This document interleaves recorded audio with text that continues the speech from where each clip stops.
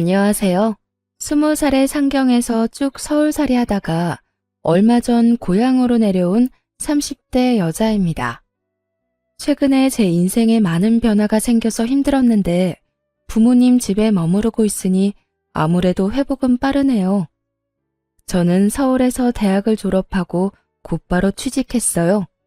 타지에서 올라왔지만 졸업 후 자리를 빨리 잡았죠. 그래서인지 쭉 서울에서 살 줄 알았어요. 그런데 서울의 집값은 말도 안 되게 계속 오르고 내 집 마련 꿈은 점점 멀어지더라고요.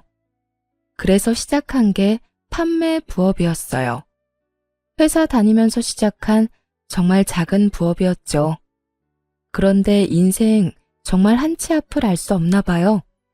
부수입 만들려고 시작했던 그 판매 부업이 잘 되어서 지금은 어엿한 사장님이 됐거든요. 그 후 저는 사내 커플이었던 남자친구랑 결혼도 하고 사업도 잘 풀려서 기쁘게 회사를 그만뒀습니다.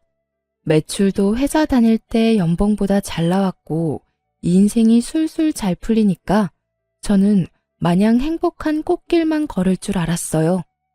그런데 결혼 후 내 집 마련 꿈에 거의 다다랐을 쯤 남편이랑 이혼하고 이렇게 홀로 본가로 오게 됐네요. 그럼 제가 꽃길 대신 지독한 이혼길 걸은 사연 지금 들려드릴게요. 여러분, 결혼 전에는 혼자 살면서 소비에 대한 습관이 잘 잡혀있지 않더라도 결혼하면 다들 합심해서 부부끼리 허리띠 졸라매는 것 아닌가요? 평생 같이 살 부부끼리 경제관념도 하나 합치지 못하면 얼마나 어려움이 많겠어요? 그런데 제가 딱 그랬어요. 저희 남편은 제가 회사 다닐 때보다 돈도 더 잘 벌면서 왜 이렇게 공상이냐며 툴툴거릴 때가 많았어요. 집에서 먹는 거였어? 에이씨, 가끔은 나도 분위기 좋은 레스토랑 가서 고기도 썰고 싶다고.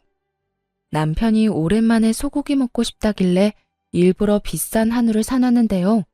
집에서 고기를 구워 먹는 게 불만이었는지 고기를 굽는 저를 보며 툴툴대기 바빴어요. 안 그래도 남편이 연애할 때는 안 보이던 철없는 모습을 종종 보았던 터라 이번에도 철없는 고등학생처럼 괜히 심술부리나 보다 싶어서 그러려니 넘기려 했죠. 그런데 그날따라 제 속을 슬슬 긁어대는데 열이 좀 받더라고요. 당신 생일 얼마 안 남았잖아. 그때 가자. 이것도 좋은 고기야. 특별히 한우로 사왔단 말이야. 좋은 고기? 당신이 사왔으면 못 뻔하지. 또 할인하는 고기 사왔지? 그리고 넌 레스토랑을 꼭 무슨 날이어야 가냐? 인생 재미없게. 아, 돈 벌면 좀 쓰는 재미가 있어야 하는데 그런 게 전혀 없잖아. 아니, 할인하는 건 사람이 못 먹는 소고기야? 일부러 시간 내서 사왔는데 말을 왜 그렇게 밉게 해? 우리 부자 아니고 그냥 평범한 서민이잖아. 당연히 레스토랑은 무슨 날이어야 가는 게 맞지. 그리고 재미가 없긴 뭐가 없냐? 통장에 잔고가 느는 재미가 있잖아. 난 잔고 보면 재밌기만 하구만 뭘. 아, 당신도 얼른 우리 명의로 된 집에서 살고 싶다며. 둘이 열심히 모아야 하루빨리 집을 사지. 하여튼 말로는 이길 수 없다니까. 아니, 난 그 과정이 이렇게 지질이 궁상일 줄은 난 몰랐지. 자유롭게 돈 펑펑 쓰는 우리 형이 부럽다. 자기야, 소고기 먹고 싶대서 소고기 사온 게 뭐 그렇게 궁상이야. 아, 먹기 싫으면 먹지 마. 당신 말하는 거 보면 뭐 어디가 예쁘다고 소고기를 사왔는지 모르겠어. 그냥 돼지고기나 닭고기 사올 걸 그랬다. 뭘 또 그렇게까지 화를 내. 아, 미안해. 내가 잘못했어. 당신도 참, 그냥 남편이 푸념조금 한 거 가지고. 남편은 제가 고기를 구우면 막상 맛있게 잘 먹을 거면서 그렇게 꼭 눈치 없는 밉상처럼 한마디씩 흘리더라고요. 아니, 저희 부부가 먹는 양이 적은 것도 아니고 레스토랑 가서 스테이크 먹으면 20만 원은 거뜬히 나오거든요. 저도 나름 감성적인 여잔데 그런 분위기 왜 안 좋아하겠어요? 하지만 저는 분위기 따지며 큰돈 쓸 바에는 집에서 한우 10만 원치 먹는 게 낫다고 생각했거든요. 그리고 분위기만 따지는 소비는 내가 원하는 내 집 마련 시기를 점점 늦추기만 할 뿐이잖아요. 뭐 남편도 언행 불일치이긴 했어도 저와 같은 꿈을 꾸고는 있었어요. 아무래도 혼자 집을 마련하기는 좀 힘들어도 둘은 좀 낫잖아요. 이제 인생의 큰 숙제인 결혼도 했으니 얼른 돈 모아서 집도 사고 무엇보다 자기 형만큼 잘 살고 싶다는 욕심이 큰 사람이었어요. 하지만 돈 모으는 과정이 폼나는 게 아니라는 걸 저희 남편은 인정하고 싶지 않은 눈치였죠. 그도 그럴 것이 시숙이 딱 남편이 동경하는 삶을 살고 있었거든요. 주말이면 골프 치고 레스토랑 가는 것들이 시숙에게는 너무나 당연하고 평범한 일상이어서 남편이 참 부러워했죠. 글쎄요. 저는 남편만큼 그런 것들이 크게 부럽지는 않았어요. 시숙이 얼마나 많은 돈을 버는지까진 잘 모르지만 그런 소비 습관은 자칫 위험하다고 생각했거든요. 시숙은 사업을 해서 비교적 큰 돈을 굴리는 사람이었어요. 그래서 씀씀이도 저희와 급이 달랐죠.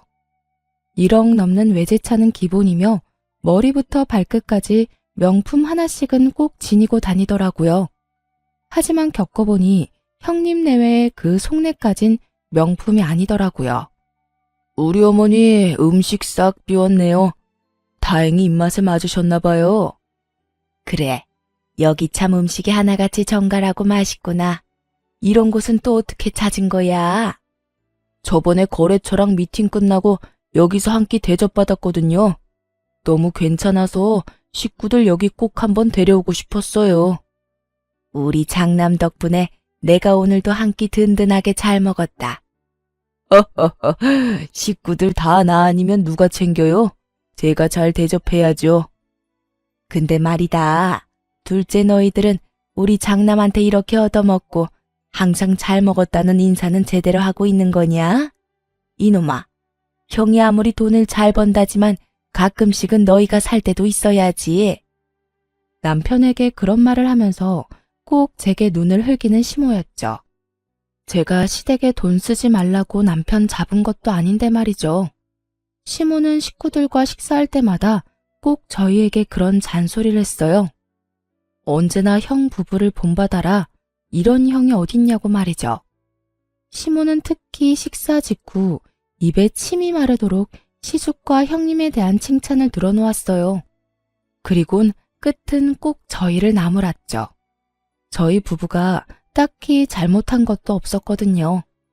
처음에는 그냥 시모가 밥을 먹으면 입으로 소화시키는 스타일이구나 하며 참았어요. 그런데 참는 것도 한두 번이지. 저도 여러 번 듣다 보니 너무 거북해서 어느 날은 가만히 있지 못하겠더라고요. 무엇보다 제겐 당당히 나설 수 있는 이유가 충분히 있었어요. 시숙은 다 같이 외식할 때면 꼭 나서서 이렇게 큰 소리치곤 했어요. 오늘 식사는 이 장남이 계산할게요. 난 정말 우리 가족들 입에 들어가는 건 하나도 아깝지 않아. 처음에는 저도 감사했는데 나중에는 그냥 엄청 웃겼어요. 자기가 식사 계산한다고 온갖 생색내며 계산하더니 막상 집 가면 남편한테 식사값의 반을 입금하라고 연락이 왔거든요. 저도 이 사실을 나중에서야 알았어요. 남편은 평소에 눈치 없이 제 속을 잘만 긁으면서 어쩜 자기 식구들 앞에서는 한마디도 못하는 거예요. 참 못났죠? 아니, 이번 식사는 진짜 아주버님이 사는 거 아니었어? 매번 왜 어머님 앞에서는 본인이 결제한다면서 큰소리치고 뒤에서 얌체같이 당신 보고 돈을 보내래? 그거야 그냥 형도 엄마 기분 좋으라고 그러는 거지 뭐. 그러니까 그게 뭐야. 사람 바보 만드는 것도 아니고. 난 더 이상 형님이랑 아주버님 장단에 맞춰주기 싫어. 게다가 어머님은 항상 우리 계산 안 한다고 눈치 주잖아. 잘못한 것도 없는데 왜 우리가 눈칫밥을 먹어야 해? 저는 아무리 생각해도 이해가 안 되는 행동을 남편은 그래도 엄마 앞에서 장남인 형의 길을 세워주는 게 동생으로서 도리라며 당연하게 생각하더라고요. 이게 다 효도라며 모질이 같은 말을 하는데 속에서 천불이 났어요. 그리고 시숙 내외가 가만히 있으면 모르겠는데요. 매번 돈은 저희랑 나눠서 내면서 양심에 찔리지도 않는지 온갖 생색을 내는 꼴이 너무 보기 싫더라고요. 심지어 자기들은 돈도 많아서 명품 휘감고 다니면서 왜 그런 거짓말을 하는지 도무지 이해할 수가 없었어요. 오늘 밥값도 또 우리 장남이 혼자 다 계산하는 거냐? 둘째 너는 형이 계산하기 전에 좀 나설 수 없어? 엥. 형, 잘 먹었어.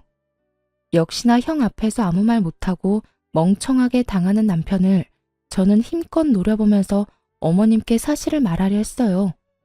그게 아니라요, 어머님. 사실은 어머니, 또 잘 드시고 왜 그러세요?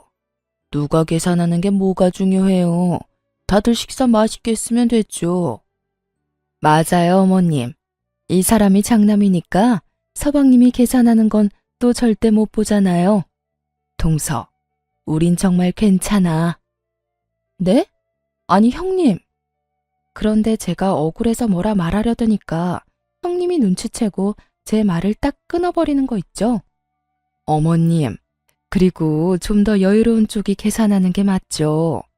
저희는 정말 누가 계산하고 그런 거 전혀 신경 안 쓰니까 너무 그러지 마셔요. 언젠가는 서방님이랑 동서도 크게 쏘겠죠. 그치, 동서? 형님이 그 순간 제게 윙크하면서 말하는데 어이가 없어서 말문이 턱 막혀버리더군요. 그리고 어머님, 저희 남편이요. 저한테는 새옷 한 벌 사주는 것도 아까워하는데 어쩜 식구들 챙기는 건 진짜 끔찍해요. 여보, 나한테도 좀 잘해. 허허허, 내가 항상 당신한테 고맙고 미안하지.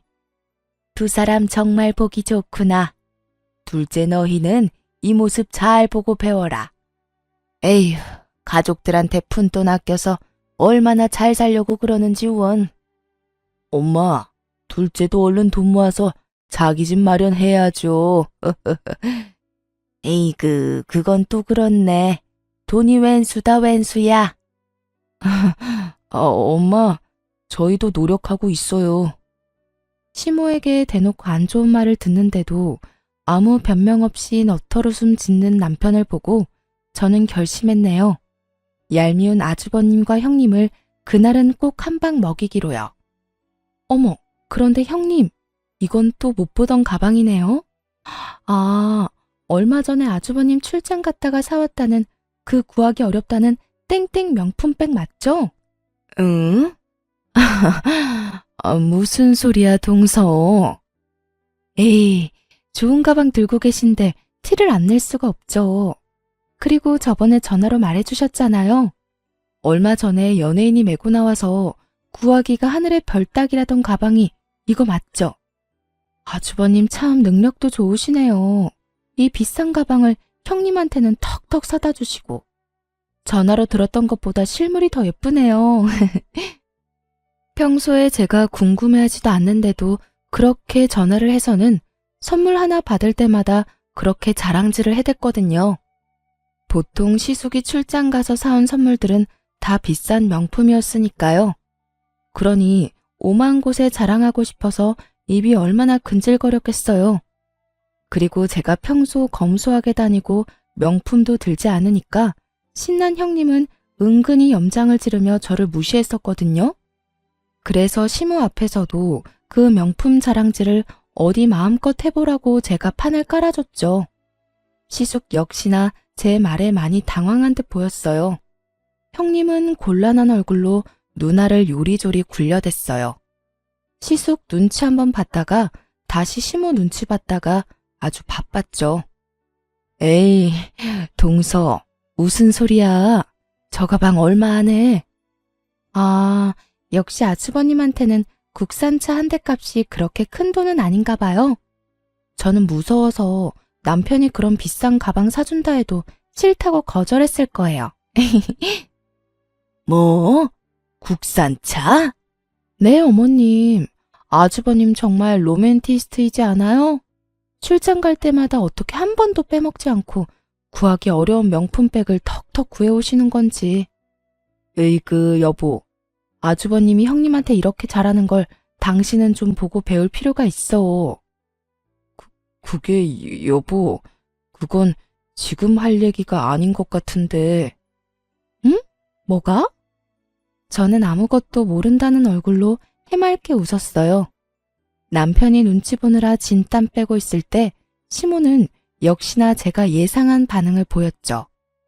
참나, 넌 네 애미는 생각이 안 나던? 엄마, 그게요. 애미야, 너는 네 시애미 생각 안 나던? 어머님, 그런 거 아니에요. 아니긴 뭐가 아니니? 너네 지금 늙은이는 명품이고 뭐고 그냥 돼지처럼 배만 불리면 된다 그거지? 난 뭐 먹을 줄만 알아? 좋은 가방은 나도 들 수 있는데 너넨 어쩜 내 속을 몰라주니? 무슨 그런 말씀을 하세요. 어머님, 그런 거 아니에요. 아니긴 뭐가 아니요? 그러게, 당신은 뭐하러 가방 자랑을 했어? 사실 짝퉁이잖아, 그거. 그래, 엄마, 저 가방 얼마 안 해요. 그렇지. 짝퉁인데 내가 너무 오버했네. 맞아요, 어머님. 이거 가방 짝퉁이에요. 짝퉁은 무슨? 아니 정말 너희 나를 호구로 보는 거니? 명품 모르는 내가 봐도 딱 알겠다. 엄청 비싼 가방이란 걸. 그리고 저는 마지막으로 결정타까지 날렸답니다. 어머, 어머님, 제가 괜한 말을 했나 봐요. 죄송해서 어쩌죠? 그럼 오늘은 저희가 계산하고 저희는 이만 일어날게요. 매번 반반 계산해서 마음이 많이 쓰였거든요. 뭐? 아니 이건 또 무슨 소리야? 반반? 네? 그게요. 그동안 아주버님이 계산하면 저희가 항상 식사값 절반은 따로 입금해 드렸거든요. 그게 항상 마음에 너무 걸렸어요. 어머님, 많이 서운하셨죠? 한 번은 저희가 사야지 했는데 지금껏 계속 반만 계산했네요. 진실을 안 시모는 차마 장남한테 대놓고 창피 죽인 그런지 형님을 한번 째려보고 한숨을 푹푹 쉬며 자리를 떴습니다. 장남이랑 큰며느리가 자기들 명품 살 돈은 있으면서 식구들 밥 한 끼 살 돈은 없나 보구나. 에휴. 아이고 내 팔자야. 어디 서러워 살겠냐? 형님은 시모가 무서운지 쥐 죽은 듯 잠자코 있었어요. 그런데 시모가 사라지자마자 제게 기다렸다는 듯 목에 핏대까지 세우며 따지더군요. 동서 정말 웃긴다. 여태 가만히 있다가 오늘은 갑자기 왜 나서서 집안 분위기를 이렇게 망쳐? 제가 뭘요? 저는 그냥 형님 가방이 정말 예뻐서 칭찬한 것뿐인데요. 참나. 지금 명품 가방 없다고 질투하는 거야 뭐야? 잔뜩 화난 시숙 역시 저와 남편에게 눈을 부라리며 말했어요. 가방도 가방이지만 내가 진짜 엄마 앞에서 쪽팔려서. 아니 재수씨, 이게 도대체 무슨 상황입니까? 아주버님, 혹시 밥값 이야기 때문에 그러세요? 그런데 아주버님, 어머님 앞에서는 쪽팔리고 동생이랑 제 앞에서는 괜찮으세요? 저라면 동생 앞에서 더 쪽팔릴 것 같은데. 아니 뭐요? 그렇잖아요. 매번 가족 식사할 때 계산은 같이 하면서 혼자 다 계산하는 척 하셨잖아요. 어머님한테 칭찬도 혼자 들으시고. 동서, 지금 사람 좋아 보이니까 우리가 호구로 보여? 어디 감히 윗사람한테 그런 식으로 나와? 네, 그러니까요. 저도 가만히 있으면 계속 호구될 것 같아서 그랬어요. 어머님이랑 식사할 때 매번 저희도 같이 돈 내는데 왜 어머님한테 안 좋은 소리만 들어야 하는지 이해가 안 갔거든요. 어머님이 저희 부부 나무라실 때 한 번이라도 그런 거 아니라고 아주버님이나 형님이 나서서 말해준 적 있나요? 아무튼 오늘이라도 오해를 풀어서 너무 다행이네요. 흥분해서 발음이 닿고있는 시숙과 형님과 달리 저는 똑부러지게 흥분하지 않고 조용히 사실만 전달했어요. 그러자 시숙과 형님은 아무런 말을 잊지 못하고 붉어진 얼굴로 부들부들 대더라고요. 아무리 생각해봐도 없죠? 어머님 옆에서 저희 나무라는 거 더 거두시느라 바빴으니까요. 그렇게 둘은 바삐 자리를 떴어요. 오늘따라 왜 이렇게 요란 법석이냐며 헛기침을 하면서 사라지더군요. 그때까지 바보 같은 남편은 제 눈치만 봤어요. 괜찮아? 자기 진짜 멋지다. 우리 형한테 한마디도 안 지고 할 말 다 하는 모습 대단해. 으유, 그게 남편이 할 말이야? 너만 믿고 결혼한 내가 바보 천치다. 아무리 가족 사이라도 분명히 할 건 해야지. 앞으로 말이야, 이런 일 또 생겼는데 가만히 호구처럼 앉아있기만 해봐.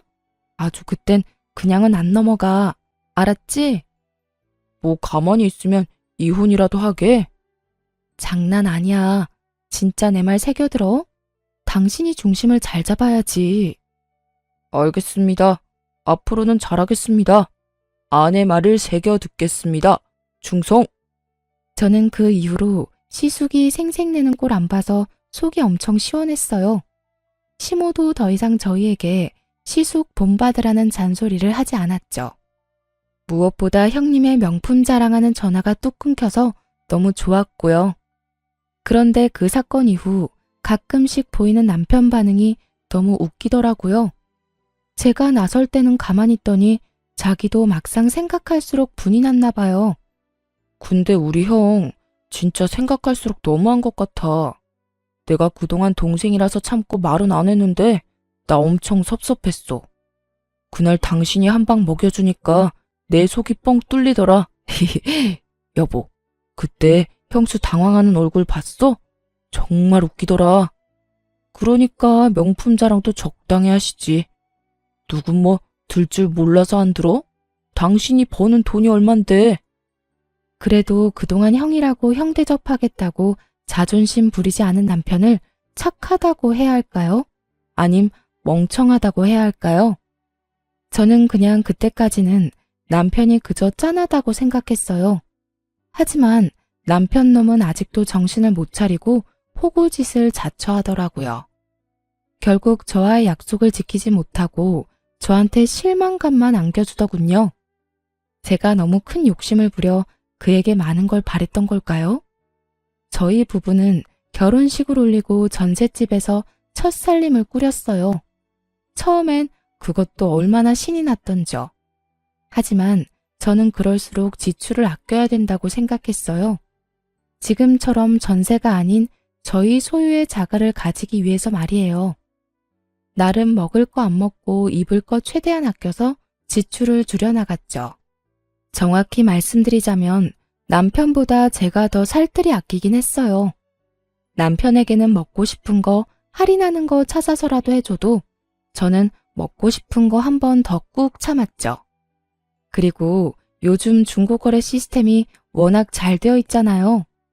저희 부부는 각자 수입에서 개인 용돈 빼고 모조리 저금했는데 저는 개인 용돈이 있다 할지라도 새 옷도 안 사 입고 중고거래로 새 옷 같은 헌옷만 사 입었어요. 참 궁상 맞다고 남들은 욕할 것 같지만 그렇다고 막 지저분하게 다니거나 늘어진 옷을 입고 다니지는 않았답니다.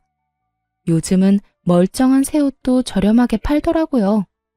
누구는 굳이 미련하게 그렇게까지 왜 하냐 욕할지 몰라도 저는 빚 없는 저의 보금자리를 위해서 지금 당장에 헌옷을 입어도 괜찮았어요. 얼른 돈 모아서 내 집 사고 싶은 마음뿐이었죠. 그런데 이 철없는 남편은 밥 먹고도 항상 입이 심심하다며 디저트나 간식을 배달시켜 같이 먹자며 떼를 쓰더라고요. 여보, 방금 밥 먹었는데 뒤돌아서니까 금방 또 배고프네. 아, 여보, 난 매운 게 왜 이렇게 땡기지? 우리 맛있게 매운 땡땡 떡볶이 시켜 먹을까? 연애 때였으면 저도 바로 떡볶이 제안에 넘어갔겠지만 이제 가정을 이뤘고 목표가 있는 저는 의지의 대한민국 아줌마였죠. 집 앞에 분식집 아직 안 닫았을걸? 분식집에서 포장해오면 5,000원이면 먹을 수 있는데 배달 떡볶이는 너무 비싸. 이것저것 시키면 배달비까지 거의 2만 원 넘잖아. 자기 먹고 싶으면 얼른 가서 사와. 난 안 먹어도 돼. 아, 싫어. 나가기 귀찮아. 그럼 떡볶이 말고 치킨은 어때? 오랜만에 치맥할까? 시원한 생맥주도 같이 시켜서 한잔하자. 당신 아까 밥 그렇게 먹고 밤중에 웬 치킨이야. 그렇게 출출하면 내가 치킨 너겟이라도 구워줄까? 냉장고 안에 캔맥주도 있어. 남편이 배달 음식으로 유혹할 때마다 저는 배달 어플 대신 냉장고랑 식량 창고를 열심히 뒤져서 남편에게 먹을 거리를 찾아줬어요. 뭐 남편은 당연히 제게 싫은 소리 했죠. 자기 개인 용돈으로 시킬 건데 왜 배달도 맘대로 못 시킨다며 엄청 짜증을 냈어요. 저는 그저 개인 용돈이라 할지라도 집에서 배달비로 허무하게 쓰지 않길 바라는 마음이었는데 말이죠. 당신 돈 아까워서 지금 그러지? 나 치킨이랑 생맥주 지금 당장 먹고 싶다고. 난 뭐 내 맘대로 배달도 못 시켜 먹어? 걱정 마. 다 내 용돈으로 시킬 거니까. 아니야. 난 그냥 집에서 배달 시켜 먹는데 3만 원씩 쓰는 것보다는 나중에 나가서 그걸로 맛있는 거 사 먹으라고 그런 거지. 우리 좀 전에 밥도 배부르게 먹었잖아. 거짓말. 그냥 돈 아까워서 그런 거면서. 이뿐만 아니라 남편은 어느 날은 또 비싼 게임기를 사고 싶다. 차를 새 걸로 바꾸고 싶다. 참 여러 가지로 징징거리며 저를 괴롭혔어요. 하지만 저는 어떻게든 남편을 어르고 달래서 절약하는 데 성공했어요. 그러고 마침내 은행 대출 없이 오로지 우리 돈으로 집을 살 수 있는 날이 다가왔어요. 남편의 얼굴을 봤는데 정말 놀라서 한참을 벙쪄 있더라고요. 여보, 우리 진짜 집 생기는 거야? 은행 지분 잔뜩 있는 대출 낀 집 말고 진짜 우리 집이야? 정말 고생했다 우리. 아니, 당신 덕분에 여기까지 온 거지. 그동안 내가 너무 철없게 굴었지? 미안해. 그 순간 그동안 제가 소갈이 했던 부분이 싹 해소됐어요. 그때만큼은 남편이 제게 정말 미안해하는 눈치였거든요. 남편의 말들을 듣는데 괜히 눈물이 나고 그동안 철없는 남편이 저지른 미운 짓도 다 잊을 정도로 행복했어요. 비록 저희가 모은 돈이 서울에서 집 사기엔 턱도 없었지만 이 세상 어딘가에 저희 집이 생긴다는 사실만으로 기뻤어요. 저와 남편은 돈을 모아서 제 고향인 지방으로 내려가기로 결혼 전 약속했었거든요. 거기가 아파트 가격도 예상과 맞았고 아이 키우며 살기 딱 적당했어요. 그리고 제 사업이 커진 만큼 일손도 늘어났었기에 남편은 회사는 그만두고 제 일을 본격적으로 돕기로 했어요.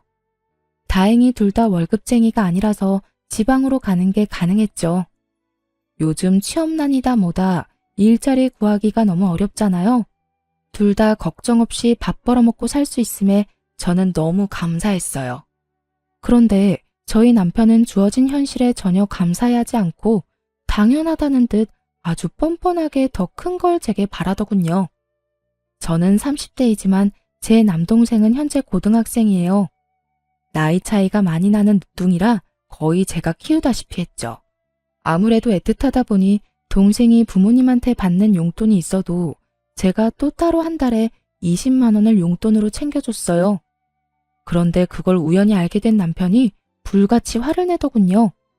사실 제가 결혼 전부터 동생 용돈을 챙겨왔던 거라 부부가 된 후 미리 언지를 못 줘서 서운할 수 있겠다 싶었어요. 하지만 과하게 화를 내는 남편 때문에 또 마음이 확 상하더군요. 나는 게임하는 거 고작 몇만 원도 못 쓰게 하더니 자기 동생한테는 20만 원? 장난해? 당신은 동생만 중요하지? 아니, 고작 몇만 원 아니고 게임으로 결제한 거 몇십이었잖아. 심지어 한 번도 아니고 매달 결제하잖아. 게임에 쓰는 돈 좀 자제해달라고 한 게 그렇게 잘못이야? 내가 미리 동생 용돈 챙겨주는 거 말 못해서 미안해.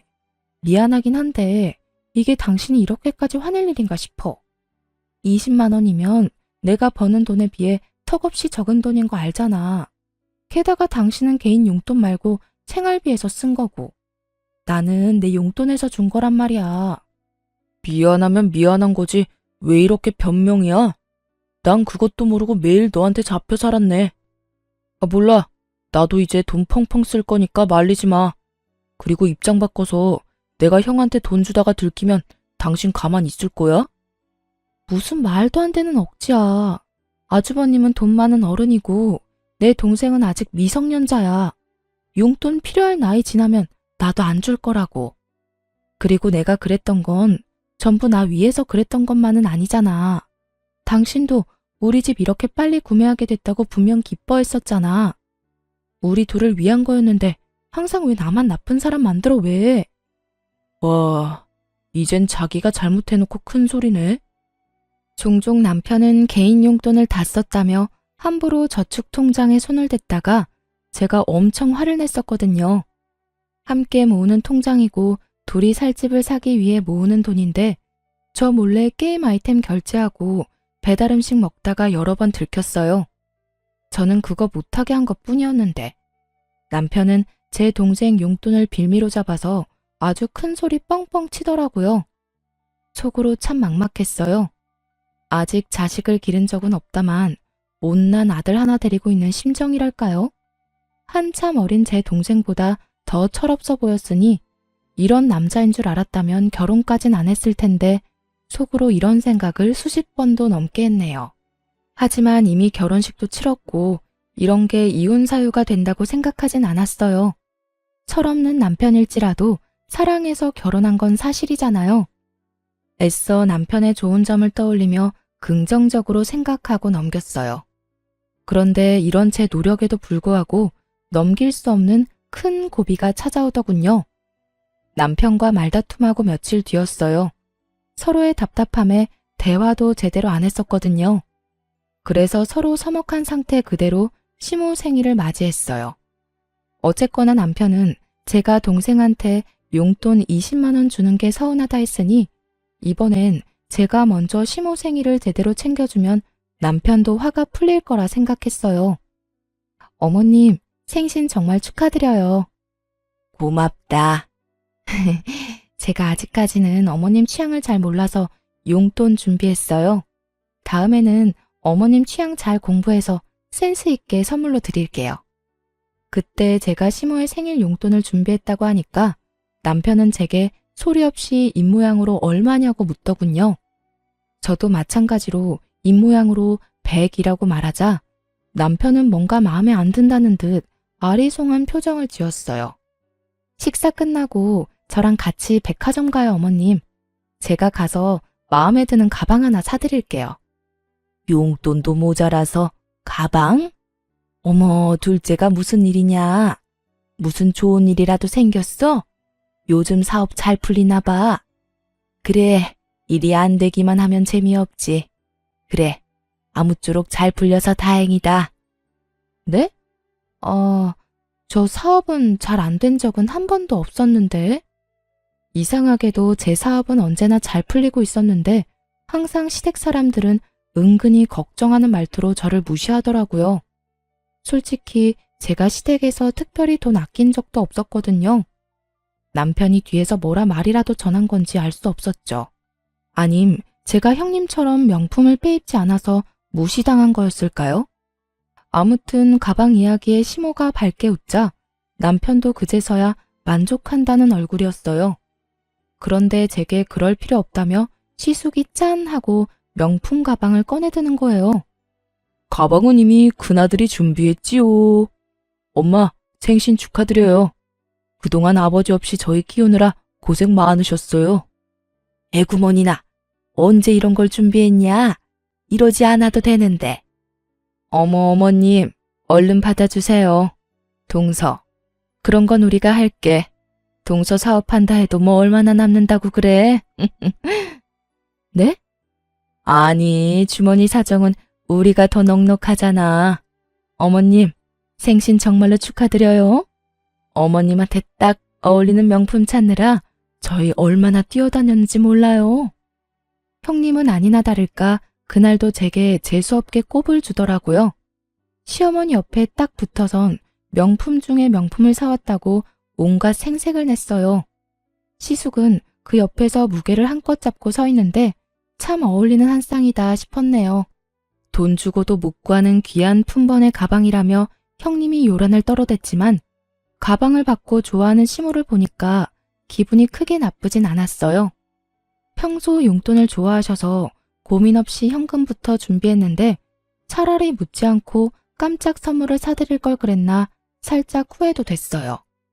그런데 시모가 신나서 드는 명품 가방을 자세히 보니 어딘가 이상해 보였어요. 명품 안 쓰는 제가 봐도 A급도 안 되는 짝퉁으로 보였거든요. 보증서도 안 보이고 쇼핑백도 새 것처럼 안 보이더군요. 나이 든 시어머니가 눈도 어둡고 평소에 명품 쓴 적도 받아본 적도 없으니 제대로 알 리가 있나요? 저렇게 펄쩍 뛰며 좋아하시는데 차마 나서서 사실을 밝힐 수도 없고 괜히 형님만 조용히 노려봤네요. 차라리 제가 용돈 드리지 말고 그 돈까지 보태서 짝퉁 말고 더 좋은 가방이나 지갑 사드릴 걸 그랬나 후회가 되더라고요. 아무것도 모르고 짝퉁을 받고 기뻐하는 시모를 보며 속으로 참 짠하다고 생각하고 있었는데 이번엔 시모가 무슨 일인지 제 돈봉투를 웃으며 거절하는 거 있죠? 둘째 아가, 용돈은 됐다. 오늘은 그저 네 마음만 받으마. 시모가 그럴 리가 없는데 예상치 못한 반응이 나오자 당황스러워서 오히려 제가 뭘 크게 실수했나 싶었어요. 생일인데 현금만 딸랑 준비한 게 서운해서 그런가 싶었는데 아주 시모가 하는 뒷말이 너무나 충격적이었어요. 짠한 감정은 순식간에 저 멀리 사라졌거든요. 아, 너네가 장남 사업자금 보태기로 했다며? 근데 내가 어떻게 염치 없이 용돈을 받겠니? 둘째야, 참 잘 결정했다. 아가, 너도 사업하니까 잘 알겠지? 가족사이긴 하지만 이것도 투자라고 생각해. 우리 장남이 원금보다 분명 배로 돌려줄 거야. 그럼 가족이라면 이렇게 서로 어려울 때 도와야지. 나한테는 그게 선물이야. 그러니 내 용돈은 됐다. 너도. 네? 어머님 그게 도대체 무슨 말씀이세요? 제가 돕다뇨 뭘. 저는 너무 놀라서 목소리는 물론이고 몸이 벌벌 떨리기 시작했어요. 남편은 그런 저를 보고도 태연하게 이렇게 말했죠. 우리 집 살 돈 잠깐 형한테 빌려주기로 했어. 뭐? 왜 나한테 말 안 했어? 며칠이나? 며칠이라니? 3억 다시 받으려면 좀 시간 걸리지.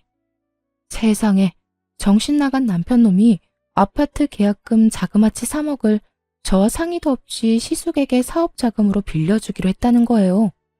저는 그 순간 이성의 끈이 딱 풀렸어요. 그동안 참았던 울분도 함께 터졌죠. 아주버님한테 그런 푼돈이 왜 필요해? 아주버님, 돈 많은 거 아니셨어요? 형님 입이 있으시면 말을 해보세요. 아까 저보고 여유 있다고 하셨잖아요. 그렇게 은근히 저 무시할 때는 언제고 갑자기 집 살 돈을 빌려달라고요? 다시 갚을 능력은 되시고요. 야, 우리 형이 우리 돈 떼먹었어? 왜 이렇게 막말이야? 그리고 넌 네 동생 달에 20만 원씩 용돈 주면서 이건 또 용납이 안 돼? 심지어 우리 형은 네 동생처럼 날름 돈만 받는 게 아니라 빌리는 거라고. 나중에 이자 쳐서 다 갚을 건데 뭐가 문제야? 그거랑 이거랑 같아? 미쳤어 당신? 그동안 우리가 이 집 사려고 얼마나 고생했는데 주말마다 골프 치러 가는 당신 형이 뭐가 아쉬워서 우리한테 3억을 빌려? 은행한테 빌리라 해. 참나, 뭐가 어째? 가만 듣다 보니까 기가 막혀서 넌 네 동생 뒷바라지를 결혼해서도 하고 있었냐? 그게 무슨 못 배워먹은 행동이냐? 넌 이제 엄연히 우리 집 식구다. 어디 친정 식구만 뒤에서 몰래 챙기려고? 그리고 올랑 3억 가지고 어디 유세야? 넌 시댁이 우습냐? 어머님, 3억이에요. 그게 비교가 되나요? 그리고 결혼했다 해도 친정이 남이 되는 게 아니잖아요. 네, 우스워요. 너무너무 우습네요. 무엇이라? 시모는 그 자리에서 저를 잡아먹을 듯이 달려들어 호통을 치더군요. 여러분, 20만 원이랑 3억이 같은 선상에서 비교할 게 되나요? 아무리 빌려준다지만 최소한 저랑 상의는 했어야 하잖아요. 당연히 그 3억에는 남편보다 제가 더 지분이 많았고요. 무엇보다 남편이 저와는 아무런 상의 없이 집값을 시댁에 홀랑 다 넘겨줄 계획을 하고 있었다는 게 너무 소름 끼쳤어요. 당신한테 미리 말 못한 건 내가 미안해. 근데 집에 가서 따로 이야기하면 되는 걸 이런 날 꼭 여기서 이런 식으로 싸워야 직성이 풀려? 그리고 막말로 내가 진작 털어놨어도 당신이 쉽게 허락했겠냐고. 설마, 아니지? 그래, 아파트 잔금 안 넣었어. 설마 했는데 시모 생일이 아파트 잔금 치르는 날짜였거든요. 몇 해 안 치르고 이놈이 그걸 시숙에게 넘겨줄 생각을 하고 있었더라고요. 정말 미쳤어, 당신. 그동안 미운 짓 해도 나쁜 짓은 안 해서 참았어. 근데 이렇게 내 뒤통수를 쳐? 제가 참다 못해 소리를 지르자 시모가 좋은 날 분위기 망치지 말라며 오히려 큰 소리를 치는데 하는 말이 참 가관이었어요.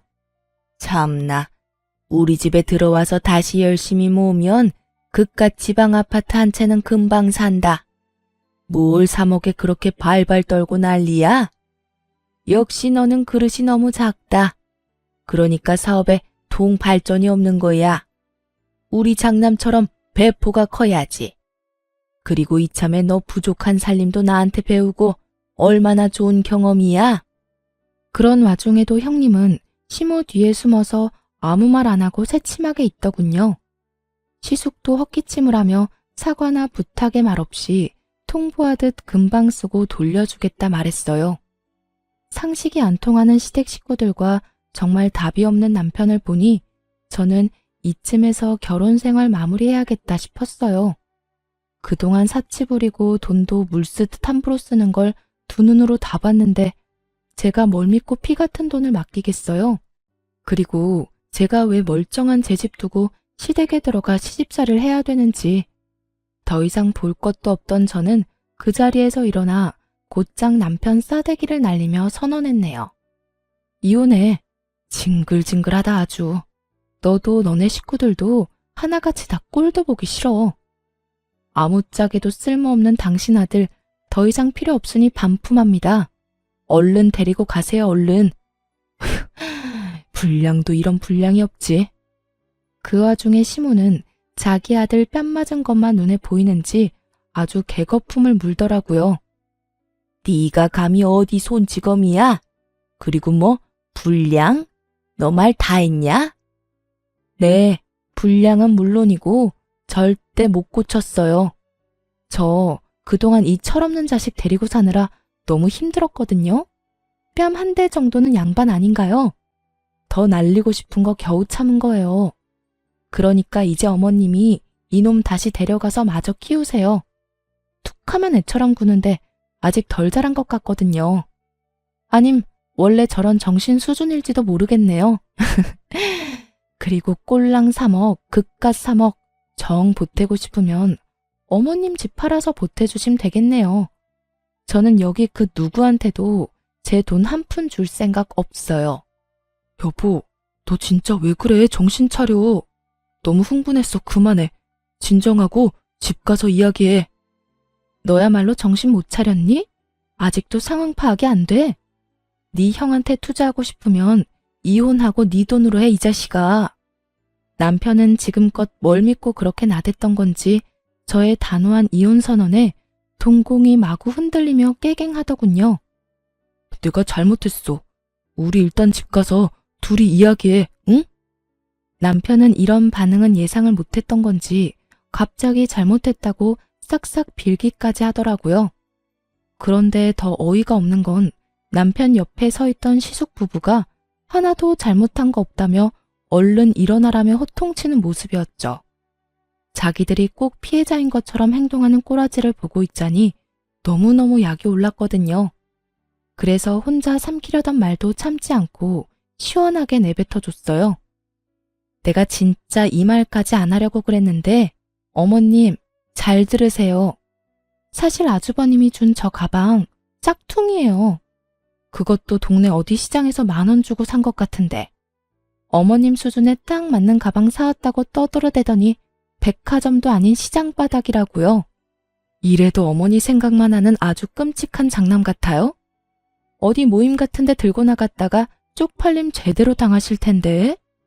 그때 흥분한 형님이 저를 냅다 밀치려고 해서 빠르게 피했어요. 그랬더니 보기 좋게 혼자 바닥에 고꾸라지더라고요. 아, 이게 무슨 짓이야? 난 아무 짓도 안 했는데.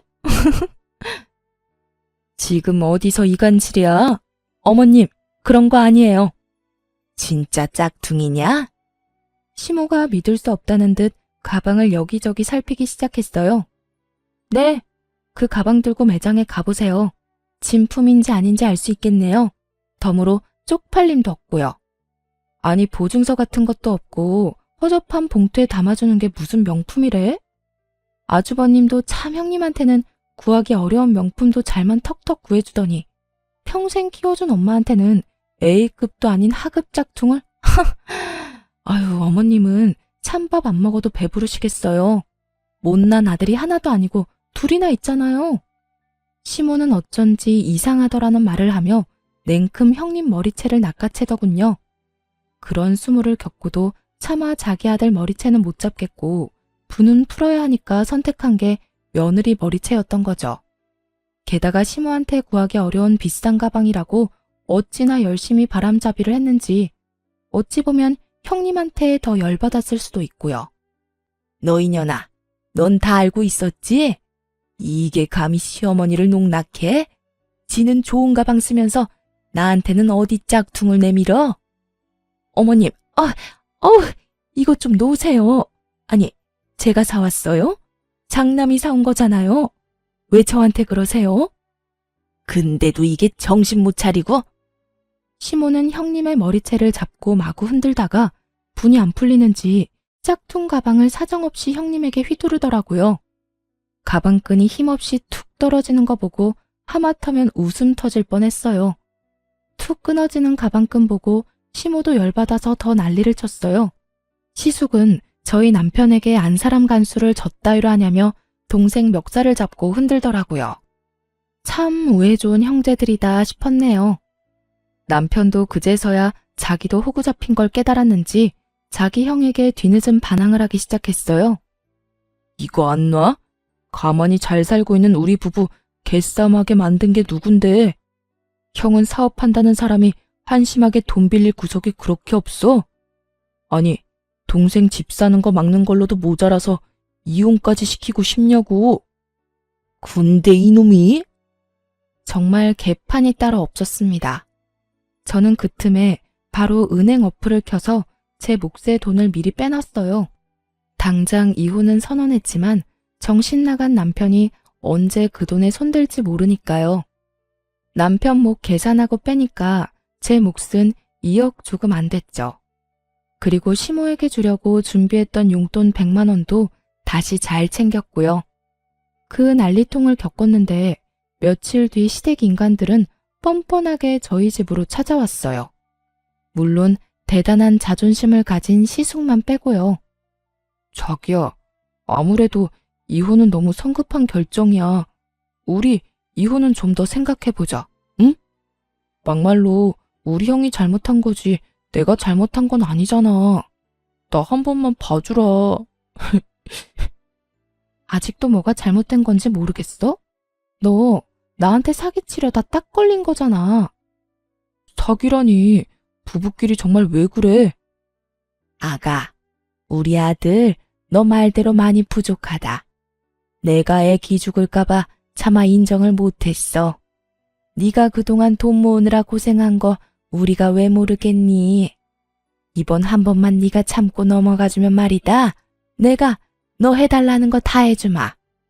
우리 장남 사업이 지금 좀 위태로워.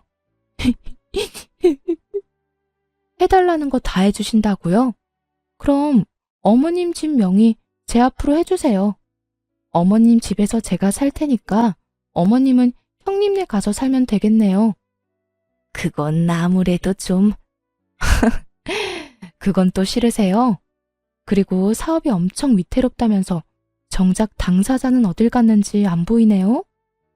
그게 그이가 여기저기 돈 빌리러 다니느라 바빠서 말이야. 동서, 내가 그동안 잘해주지 못해서 미안해. 이참에 우리 자매처럼 친하게 지내자, 응? 남편, 시모, 형님 셋이 제 앞에 무릎 꿇고 싹싹 비는데 저는 그 모습들도 그저 가증스럽기 짝이 없더라고요. 결국 제 돈이 필요해서 미안한 척 연기하는 거니까요. 제게 돈 아끼고 궁상이라고 눈치 줄 때는 언제고요. 사정 들어보니 도와준다는 사람들이 갑자기 다 등을 돌려서 가족들이 도와주지 않으면 아예 망하기 직전이었어요. 그러게 얼마나 주변에 못했으면요. 하긴 친동생한테도 그러는데 알만하네요. 근데 아주버님 끝까지 자존심 부려서 직접 안 온 거 맞죠? 아니, 돈이 필요하면 직접 와서 부탁해야죠. 아깝다. 난 빌려주고 싶었는데 한 명 무릎이 부족해서 안 되겠네요. 제가 그렇게 도발하자 형님은 제 예상대로 본 모습을 보이더군요. 야, 너 말이야. 주제를 알고 까불어. 말이 너무 심하잖아. 지금 잠시 우리가 위태롭지. 잘 풀려봐. 어디 너 따위가? 무릎 꿇으러 온 와중에도 머리부터 발끝까지 명품 치장하고 온 형님 보고 진절머리 났거든요. 그래서 속 시원하게 이렇게 말했죠. 어쩌죠? 난 내 주제 잘 알아요. 어디 저 따위가 그 대단한 사업을 돕겠어요? 평범한 서민은 절대 못 돕죠. 주제를 알아야 할 건 당신들이에요. 나 이제 집안 사람 아니니까 더 이상 이렇게 찾아오지 마시라고요. 그리고 심한 건 내가 아니라 그쪽이죠. 남편 망할 위기에 온갖 명품 휘두르고 뭐해요? 나한테 구걸하기 전에 당신 집에 있는 그 명품들이나 가져다 팔아요. 뭐라고? 어디 자존심 부려? 지금 네가 큰 소리 칠 때야? 어머님, 네가 사치만 안 했더라도 장남이 현금이 모자랐겠어? 어머님, 저만 그 돈 썼겠어요? 장남이 유흥하느라 다 썼네요. 애초에 돈을 빌려줄 생각은 없었지만 저를 두고 실랑이를 벌이는 꼴을 보니 어이가 없었어요. 형님은 더럽고 치사해서 빌릴 생각 없어졌다며 곧 사라졌고 그 뒤로 시무랑 남편이 제 바지가랑이 붙잡고 제발 도와달라는데 전 그냥 개무시하고 내쫓았어요. 그 뒤로 저는 신속하게 그 집에서 탈출했죠. 금전적인 거래가 오가지 않은 시점이라 물증만 있어서 소송은 안 하고 그냥 남편과 빠르게 협의 이혼했어요. 금전적인 거래가 있지 않아서 오히려 다행이었죠. 저는 전 남편이 감옥에 가는 것보다 제 피 같은 돈 못 돌려받는 게 더 무서웠으니까요.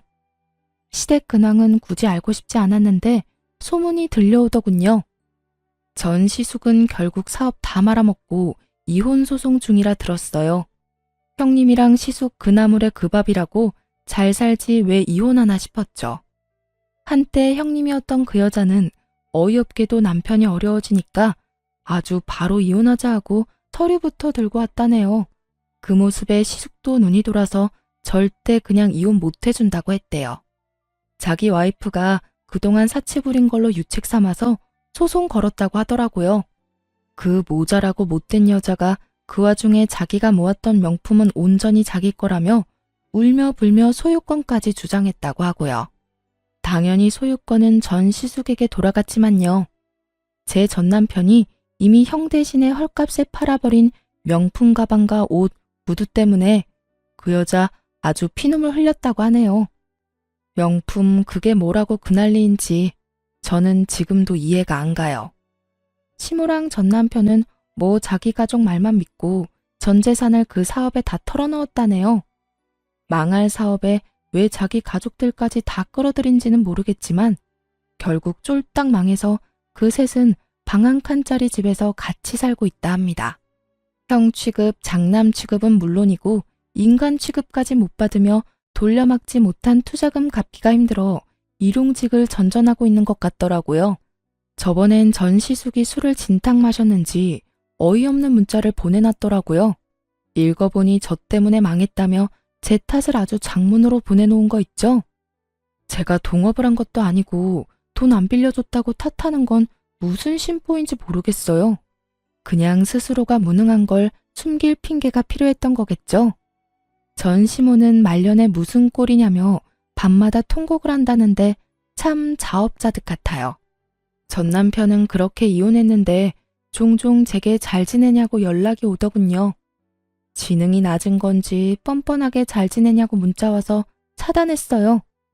저는 원래 계획대로 고향에 내려와서 잘 살고 있어요. 물론 이제 함께할 남편도 없고 집은 못 샀지만 부모님 집에서 가족들과 다 같이 살고 있어요. 부모님한테 적은 돈이지만 용돈 드리면서 계속 집을 사기 위해 저축 중이에요. 솔직히 저도 사람인지라 가끔은 돈 아낀다고 허덕이는 제가 싫을 때도 당연히 있었어요. 하지만 결국 제 곁에 남는 건 돈이었네요.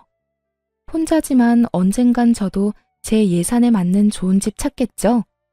뒤통수 맞고 나니 사람은 더 이상 못 믿겠네요. 차치 부리고 허영 가득한 그들의 최후를 보니 제가 틀리지 않았고 올바르게 살았다는 걸 실감하는 요즘이에요. 가끔 앞뒤 사정 모르고 남편 배신하고 이혼했다며 저에게 안 좋은 말들을 하는 사람들도 있는 걸로 알아요. 그들에게 이 모든 사정을 하나씩 밝힐 수도 없고 답답했는데 앞으로 제 이야기 뒤에 사는 사람들에게 이 사연을 대신 보내주려고요. 여러분, 혹시 제가 그런 시댁에 호구 잡혀서 돈 빌려주는 게 맞았다고 생각하세요? 부디 저의 탈출을 함께 축하해 주시리라 믿어요. 그럼 지금까지 제 긴 사연을 함께 들어주셔서 감사합니다.